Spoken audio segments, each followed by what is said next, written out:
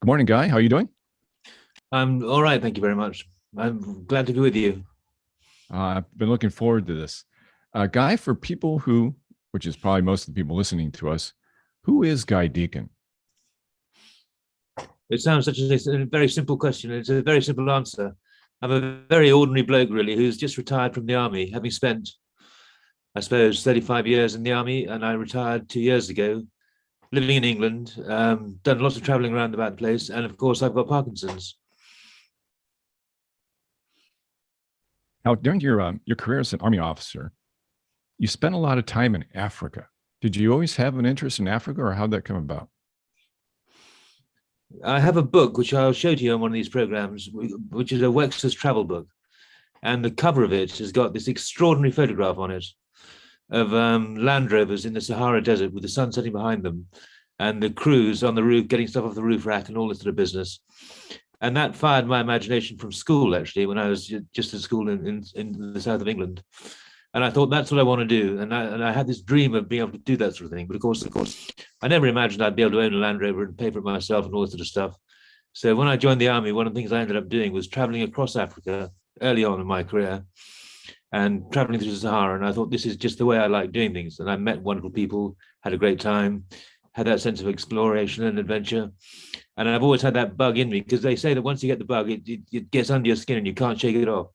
And so I've always enjoyed it. And I've done a number of jobs in Africa, including 18 months in the Congo, actually, too, which was quite something, where I was working with all sorts of strange people to disarm rebels and goodness knows what in Eastern Congo. And I love doing that. So I just adore Disarm that part of rebels. the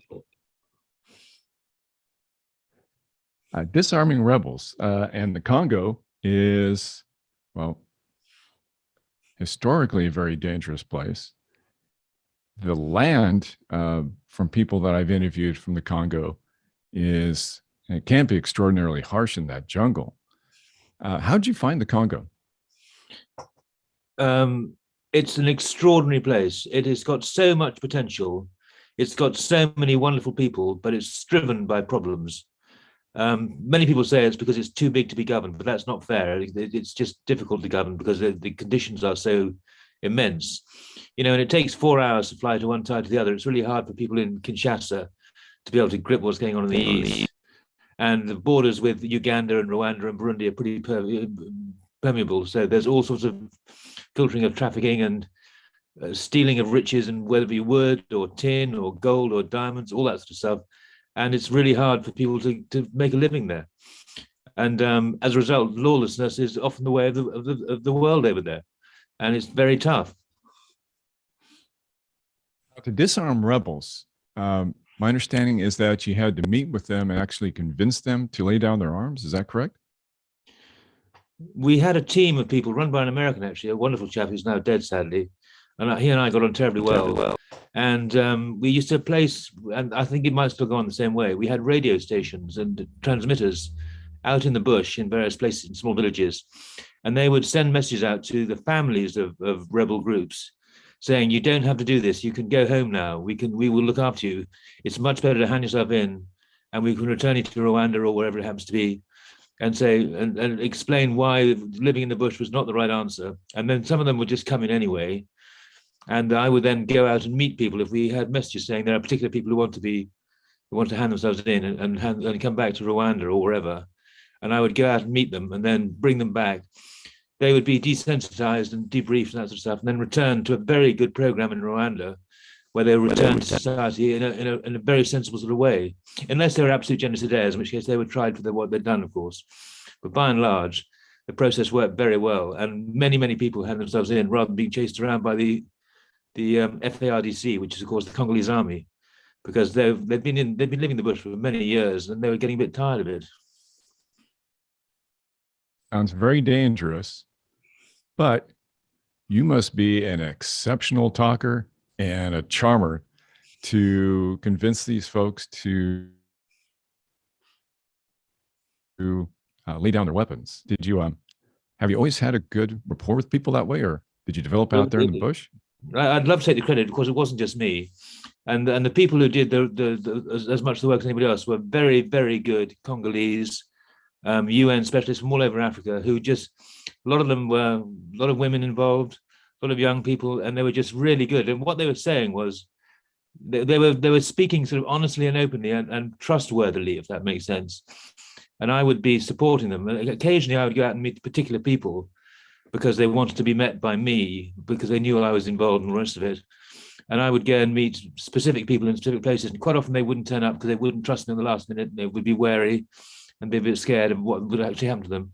But it was part of a big program. It absolutely wasn't just me. I'd love to take the credit, but I can't, because it was a lot of people involved in the process. And it was fantastic, actually, and so much more effective than just supporting the army and in fighting against them, because that was miserable for everybody. Wonderful process. A unique experience. Your trip coming up, you're going to be traveling in a van, most of the time solo. If I read correctly, the idea for such travel came about many, many years ago on a trip that you were making across the Sahara. Is that correct? Yeah, it's an American couple who led me into this folly. How'd that come about? I was literally with 10 soldiers going across Algeria, not very far from Tamanrasset, heading south. And there was a minivan, I think what you call a minivan, but a VW camper van, traveling across the same dunes as us. We were in a big truck with big wheels and four-wheel drive and all that sort of stuff, and digging ourselves out of the sand whenever necessary. And this couple they'd been living in America. I can't remember their names. It's really annoying. I must try to remember. And they'd bought a minivan in Germany. And before going back to the States, they decided to go through Africa on it. And they were going everywhere we were going. And I thought, well, why are they doing that? They could stop and have their cup of tea and they could put their beds out and everything. We were laboring in the sand, making it as difficult as we possibly could. And they were having the most easy, wonderful time. And I thought that was the way to do it. And of course, it turned out that they had a VW Synchro, as it was called then. You may be familiar with them, which are four-wheel drive minivans, and they're brilliant. And I vowed then that I would buy one myself in the years to come, and either do something similar or not, depending on what was going on. So I actually did buy one of those, but it was so old and so tired, it would have been knackered and worn out and wouldn't have made the journey. So I ended up buying a newer version. But that was what triggered the idea to use a minivan in particular, because they can go anywhere. Do you find traveling by yourself a better experience than with a group? They're different experiences. They're not better or worse, they're different. The downside of being by yourself is you haven't got anybody to laugh and giggle with on a routine basis. So if you see something funny, it isn't actually that funny when you're by yourself, because it's just a funny situation rather than a rib-ticklingly sort of amusing occasion. I miss the banter and the light chat, but when you've got Parkinson's, you don't do much of that anyway, to be honest. You're much more sort of controlled and constrained and reserved anyway. So I don't mind that. And when you're by yourself, you have more time to consider what's going on. You have more time to soak up what's around you. You rely upon people around you much more to help you when you need it. And you have to be much more open with people, because you can't there's nobody else to talk to or speak with if you need help or anything. You can't do anything but interact with the local population. And I've found that it's absolutely the case that if you're by yourself, people will be much more friendly towards you, because they don't see you as a threat. You're more interesting because you're engaging them. You can't ignore them and talk to the person you're with because you're by yourself. And you're much less of a threat because you're much more sort of you're there, and you're exposing your soul to these people effectively. You can't hide from them. You are what you are, and people respond to that very warmly. For me, it's been extraordinary how friendly people have been. Wherever I've been, people have been accommodating. It's been genuinely in terms of place to stay, but actually just in terms of help. And I've learned and met more people than I would have done ever by being with somebody else. Trip is going to start in Sierra Leone. Yes. And travel south along the Atlantic coast to... Well, I've got a long way to go before I travel south. I've got to go an awful lot of east. And there are a lot of countries in between before I get to Nigeria and Cameroon, where I do turn south. Why don't you kind of take us through... You want to know the geography? So you start in Sierra Leone, I believe. Right, you're testing me now. I should be testing you. And I had a conversation with somebody the other night, and most people don't know what countries are which and when they come in order. And I have to be careful not to forget any. Sierra Leone is first, and I'll be there for a short while, sorting myself out and re-establishing the truck and making sure it's all ready to go and everything like that. Then I'm going to Liberia, and I'll be staying in Monrovia, where I've got people to meet me, and that's where I really start the work, because that's when I've left the mothership in Sierra Leone, if that makes sense, and I'm on the way. So Liberia next. Then it is Ivory Coast, I think, which is the first French country that I get to along the line there, which will be fun. Then it's Ghana, if I'm right. Yeah, that sounds right. Then it's Benin and Togo, or the other way around. Then I think it's Nigeria after that. Then it's Cameroon. And then at that point, I can then turn south. And to go south, I'm going to miss out Equatorial Guinea, go into Gabon, which sounds a fantastic place and wonderfully beautiful.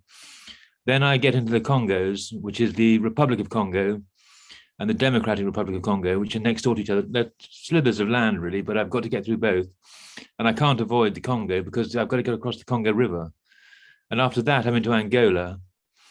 And once I'm into Angola, I've got a choice to make, whether to turn a bit further east and go into Zambia, which I might well do, or go due south into Namibia, which I could easily do. I have that decision yet to be made. And at that point, I think it's much easier because the conditions get easier. It becomes much more savanna. There's much more English is the common language. There's more space. You can see what's going on, and there's more. The infrastructure is generally better, so it gets much easier once you get south of Angola and into Zambia or Namibia. But those are the countries I'm going through, and each one has a boundary of its own. Each one has its own problems, and each one will be a different set of challenges. How long do you think it's going to take you? Well, I don't know. And I really, really don't know, but I'm expecting and hoping to be in South Africa by Christmas time. And the reason I don't know is because I just don't know what problems I'm going to come across in various countries along the way.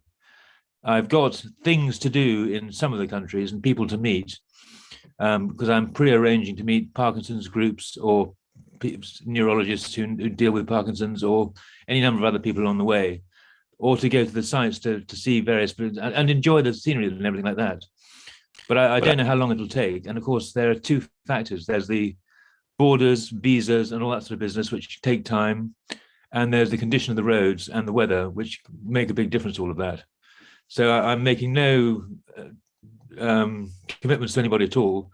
And what I'm not going to do, I'm not going to rush to be anywhere by a certain time, because for me, the biggest risk is not people, it's road traffic accidents and having problems caused by either other drivers or by me being tired, or by the road hitting a pothole, or driving off the side of the road by mistake when I'm tired, any number of other things. And I'm just not going to do that, because that's the biggest risk. Yeah, it's funny you say that. I was preparing for a trip late last year, and I came across a statistic that the most dangerous aspect of traveling abroad is auto accidents. Absolutely. It's not bandits, it's not terrorism, it's not diseases, it's auto accidents. Absolutely. Well, if you look at some of the roads, I've got some photographs which I'll dig out. Most roads in the United States and UK have a curb, where you have the road and have the curb rising to the left and right, and a sidewalk, as you would call it, or a pavement, as we would call it. So you actually stay on the road. You can't pull off it very easily without getting knocked back on again. It's completely the opposite in many parts of Africa, because of course they've built the road and it's hard topped, but they haven't built the sidewalk that goes with it, and therefore it's washed away. So you have a step on the side of the road. So if you pull off the side of the road by mistake, you absolutely turn onto your side, and it's really dangerous. So if you have a lorry coming towards you or something, or a truck coming towards you, or a vehicle avoiding a pothole, it's going to swerve in the middle of the road. And the only choice you've got is to stop still or to pull off the road. And pulling off the road is a dangerous thing to do. The purpose of the trip is to raise awareness for Parkinson's, is it not? Yeah. And how do you plan on raising awareness through this trip? Well, there are two ways. Two ways that I can think of so far, but every time I think about it, I think of another way, another version of the same thing. First of all, I'm going to film myself and talk to myself. Sounds really silly, doesn't it? And talk to anybody who wants to about what my own experiences are. Because in my experience, people don't talk about, we're very bad at saying how we feel. And we're very good at saying, I'm fine, I'm fine, I'm fine, when we're blatantly not. And I'm kind of a bit bored of that. And I'm not trying to make life difficult for anybody by making life miserable. But I want people to know what it's like to actually have Parkinson's on a routine basis, so that those people who've got it don't have to explain to people, even though we're all different. They don't have to say to their loved ones, "This is what it's like." People can look at me and think, "Well, if that's what Guy is going through, that's probably what my husband or my wife or my father or my mother might be going through as well." And it just means that people have a much better understanding of what it's like to have it and what it feels like rather than what it looks like. So that's the first thing, and I will be able to do that just by talking and filming myself and keeping a diary and making people have access to it all. Secondly, by meeting all these various people along the way and being introduced to people, they have not only the same feelings and condition that I've got and suffer all the tediousnesses of it and the frustrations and that sort of stuff. They have the insurmountable problem of being in the parts of the world which don't have the right infrastructure to support them. They don't have access to drugs. They don't have expertise on hand. They don't have people around them who understand what they're going through. They are treated as cursed in some cases and ostracized because people don't understand what it is. And why would they? There's no reason for having it. There's no cause that people know about particularly. There's no cure. So people are just left alone. The people just don't understand what it's about. And people are very frightened. They think it's contagious and all sorts of stuff. So I'm going to appear on local radio, local television saying, "Hey, look at me. I've got Parkinson's, and guess what? I'm not contagious. And guess what? I'm doing an ordinary thing. And here I am traveling around Africa as if I'm completely all right, but I know that I'm not. This is why. And there are people in your country who are the same as me, but you just don't know that they're there because we don't help them." And that's the other bit of it. It would seem to be by example that you would be showing people that Parkinson's does not mean you have to just be shut in, that you can still be strong, capable, be out there enjoying life and getting after it. Yeah, exactly. Well, you can try and enjoy life, and you can live life to the full as best you can, but there are obvious limitations. And when the drugs work, it's great. When they don't, it's a bit miserable. And I'll show both sides of that, and people will see what it's like, and it'll draw people's attention to the plight of many, many more. And if along the way I can convince community, it sounds terribly grand, this, and I don't mean to at all.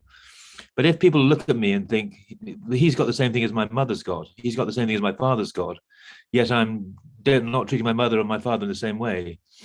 And the pills and the drugs are brilliant, of course, and they help hugely. But actually, that's not what's important.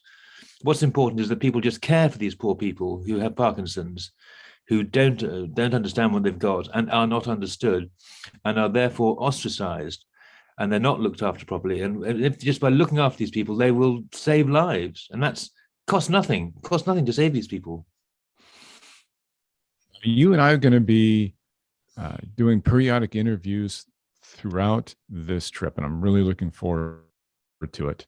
And to get your views, your thoughts as you travel through Africa, what you experience, the culture, the land, the people. And I hope all of our viewers tune in each week to see that, because I think it's going to be a fascinating trip. I'm kind of jealous. I wish I was going also, because you're going to see some fantastic country and be in places where a lot of folks outside of the country would never see. Well, I hope so. That's the reason I'm doing it. I'm doing it for pleasure as well as duty to those people who've got the same condition as me. I want to enjoy the trip, and some parts of that I'll be going through are stunning and wonderfully beautiful, and the people are phenomenally friendly and really good company. So I'll hopefully be able to explain all that and draw people's attention to these parts of the world that people don't know very well. Who do you know who knows been to Gabon before, for example? Who's been to Benin? Who's been to Togo? I know nobody who's been to these places. Yet there are people out there living there, having a lovely time in parts of the world which sound tremendous. And I can't wait to go and visit. We can't wait to see what you see. Good.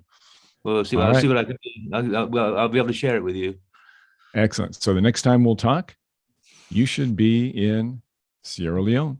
I'll be in Sierra Leone, and I'll be living in Freetown with my truck nearby. I might even try and do it from the truck, if that works properly. We'll give it a go. That would be good because in Sierra Leone, excuse me, Sierra Leone, you can introduce us to your ride, take us through the truck, and we'll see how you're going to go. Yeah, brilliant. Goody good. Okay, looking forward to it.